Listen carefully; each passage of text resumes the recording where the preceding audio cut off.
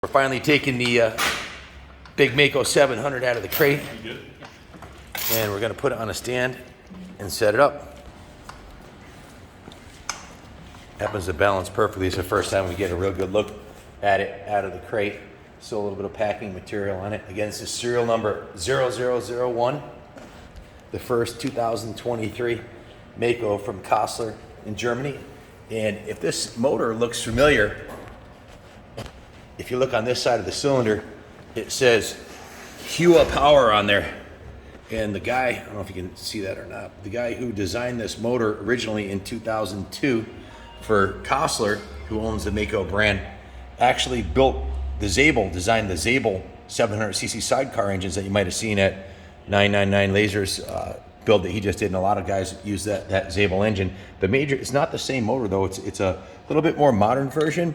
The major difference is this is a piston port induction. What that means is that the airbox and carb and reed valve go directly into the piston port. The case reed induction, if you look at a Zabel, goes down into here. And they've been making these for pretty much 20 years, so for sidecar racing and hill climbing and ice racing, and it's a tried and true engine. Some of the things that we couldn't see when it was in the crate are these nice, beautiful handmade aluminum radiators. Look at these.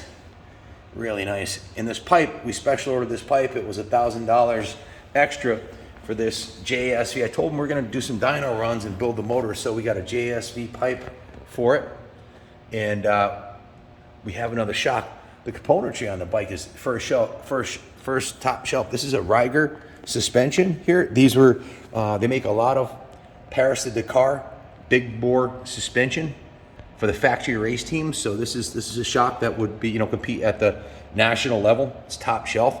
And the forks, as you can see, are 2023 WP Maico forks, but they're actually the same ones that they use on the KTM.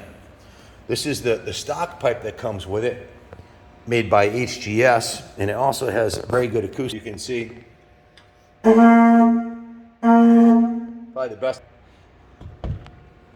we've used as a horn, but sound the horns, lads. It's a 700 pipe. Look at the size of that thing. It's a big Cobra, but you've got a little bit more volume on this one here, and it's going to flow a little bit better. We'll try them on the dyno and see what they do. The biggest challenge with this monster on the dyno is going to be getting traction, so I probably should have ordered a Supermoto wheel with a 17-inch tire on there. Next step is going to be installing the tire. This is an 18-inch Metzler, good quality tire with a black anodized rim. It's a 120/118 MC360 mid-hard tire. But before they do that, we're going to mount the Enduro taillight assembly with turn signals on the rear fender. So we got the rear fender license plate mount assembly on here with the turn signals. Fits beautifully, pre-drilled, graphics mounted. Very nice. Comes with a nice gold O-ring chain. Next step is mounting the wheel, but before I do that, I want to take these out, the wheel spacers, and they are greased, but I'm going to pack the wheel bearing with grease. I've been doing that since I was 15 years old with every dirt bike I have, and I never wear out my wheel bearings, even though I ride the shit out of them. It's all about keeping them greased and keeping the dirt out. We're going to use this waterproof grease just in case we go through a stream crossing or something like that. Basically just pack the grease in there nice. Here's the brake side, packed in real good. Some of you guys might say, hey, I have sealed bearings, I don't pack them. I pack these bearings not just to keep them greased, which is a good idea, but it also helps keep the water and dirt out of the bearing. And also you grease inside there a little bit. Spacers are mounted on both sides. One's a different size to the other, so you gotta remember that. Just noting the axle is almost completely devoid of grease, and most new bikes are like that, and this is the kind of attention to detail. It's not my first rodeo. I was a setup tech at New England Cycles in West Hartford, Connecticut from 82 and 83, and then I worked my way up to mechanic, so and had my own shop in my early 20s, 30-something years ago, so I've been spinning wrenches for a long time. Put a nice coating of waterproof grease on there. Prolong the life of everything. Pull the packing off the swing arm.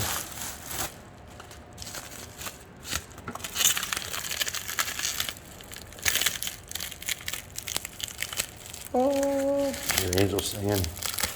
Look at that. The fit and finish on this bike, Kostler does a beautiful job. These are truly hand built. The engines are sand cast. The frames have been made to their spec since they started building these. I think 2002 was this final configuration. They probably made some mods over the year. You can see the swing arm's super beefy. It needs to be.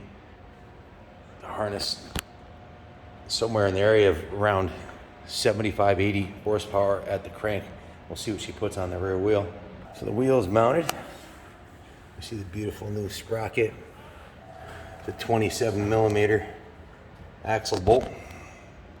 Something about the smell of a new motorcycle, man. This thing is just, I don't know if it's the nuts or tires or what, but it just smells awesome.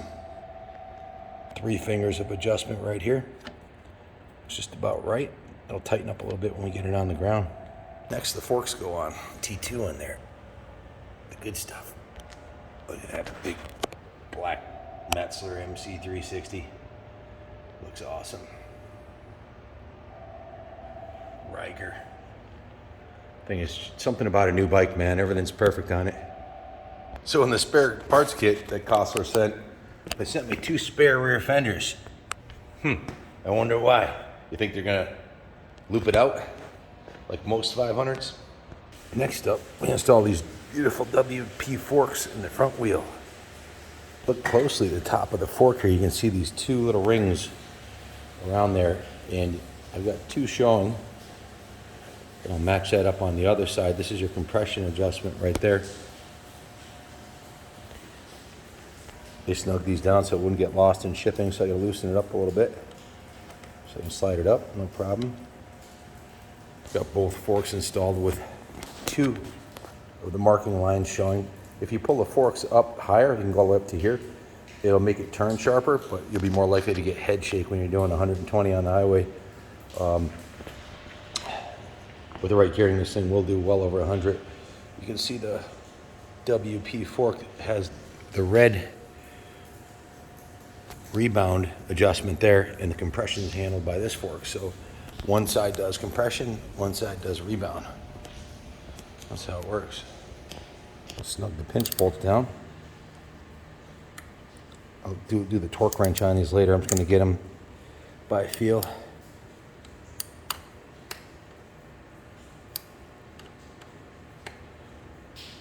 I'm a righty. I'm doing this with my left hand to hold the camera. Show you guys what I'm doing. Next up, we'll grease the front wheel bearings. A little bit of grease in there, but a lot of room for packing some more in there. There's a beautiful Brembo caliper. Put this on next. It's coming together.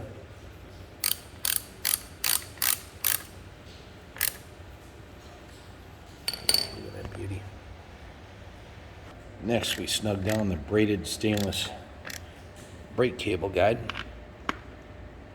Front wheels on now. Cleaned off the excess grease from around. Make sure you don't contaminate any brakes. Look how nice the hardware is on this thing. Quality German engineering for sure. And snug down the pinch bolts on both sides.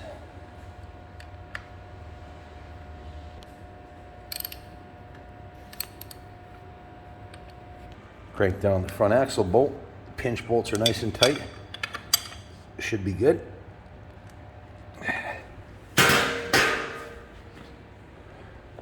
Pump up our front brake. Nice and tight. These domino grips. Nice. Get the Enduro computer. Turn signals. Got the full motocross plastics kit with it too, so if you want to do moto, you can just pull the turn signals off and the tail light and headlight, set it up for moto.